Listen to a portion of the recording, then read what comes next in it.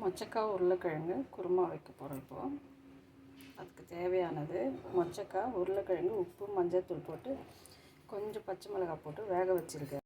மசாலா அரைக்கிறதுக்கு இஞ்சி, பூண்டு, வெங்காயம், கொத்தமல்லி,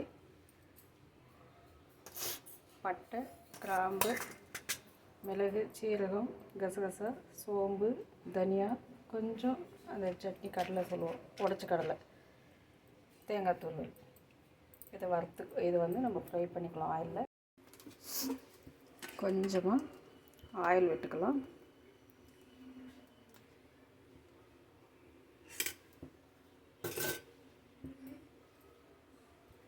சூடாகட்டும்.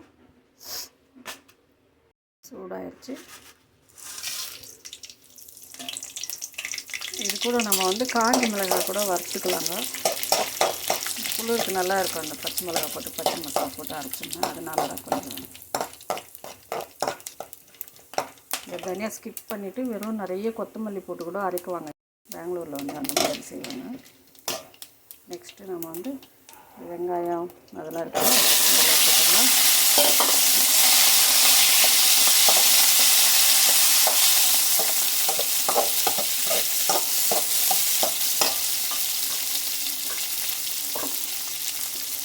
வறுக்கும் போது நல்லா வாசம் வருது.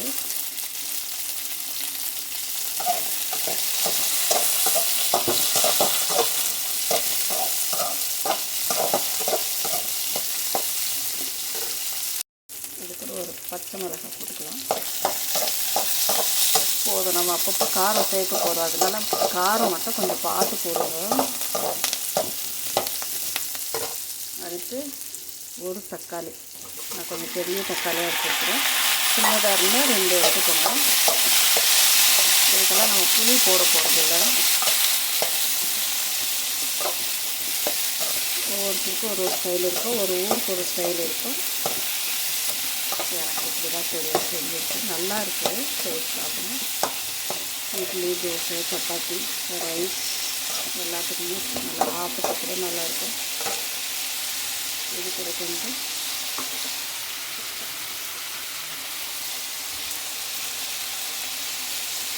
இதுக்கு மட்டும் கொஞ்சம் உப்பு போட்டுக்கலாம். நம்ம ஆல்ரெடி இதில் கொஞ்சம் உப்பு போட்டிருக்கோம், அதனால் இது கொஞ்சம் சுத்தமாக போட்டுக்கலாம். இங்கே பெங்களூரில் இவங்க வேறு மாதிரி பஸ் சாரும் செய்வாங்க, புளி சாரும் செய்வாங்க.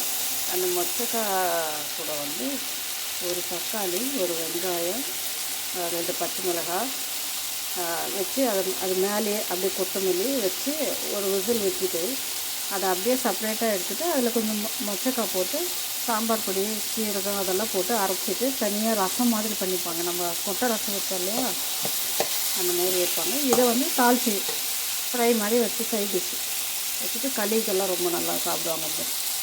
பெங்களூர் ஸ்டேட்டில் ஒரு ஸ்பூன் சாம்பார் பொடி வீட்டில் அரைச்சது தான், ஒரு 3 ஸ்பூன் அளவுக்கு தேங்காய் தூள் போட்டிருக்கிறேன்.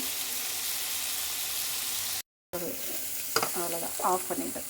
நம்ம இது 2த்தையும் போட்டு ஆஃப் பண்ணிடுவோம், இல்லைன்னா குழம்பு கருப்பாயிடும். அந்த மிளகா அது தீஞ்சிட்டா தேங்காய் இந்த சூடுக்கே சரியாக போயிடும். ரொம்ப வெந்தாலும் டேஸ்ட்டு மாறிடும். நெக்ஸ்ட்டு இப்போ இதை ஆற வச்சு நம்ம அரைக்க போகிறோம். இது ஆறிச்சு.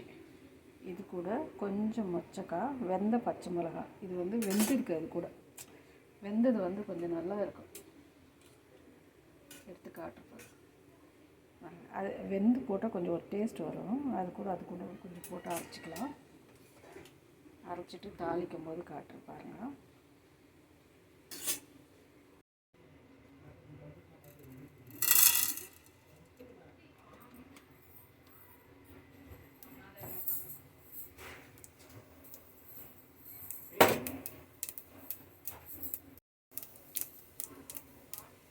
எண்ணெய் போட்டு கடுகு போட்டு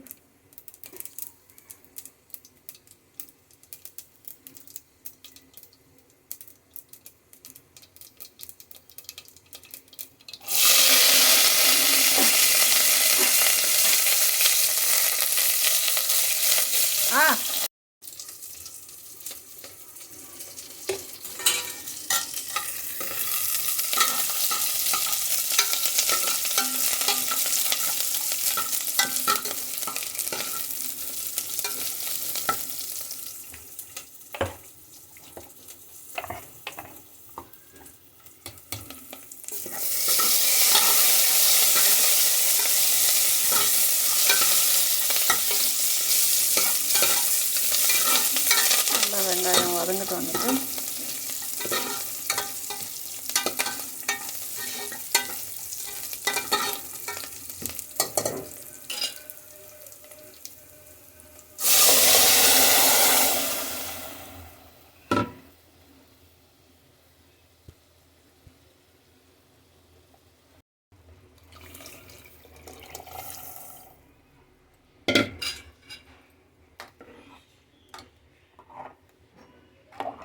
உங்களுக்கு எந்த கன்சிஸ்டன்சி வேணும் இந்த ஸ்டேஜில் காரம் உப்பு செக் பண்ணிக்கோங்க.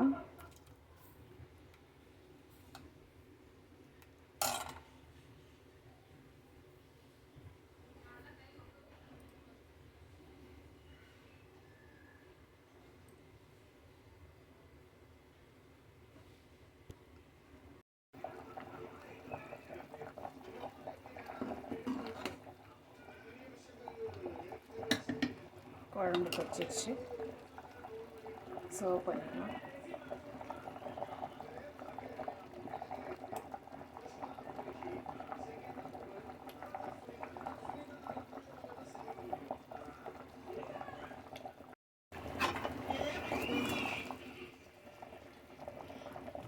கொதிச்சிருச்சு குழம்பு, சர்வ் பண்ணிடலாம்.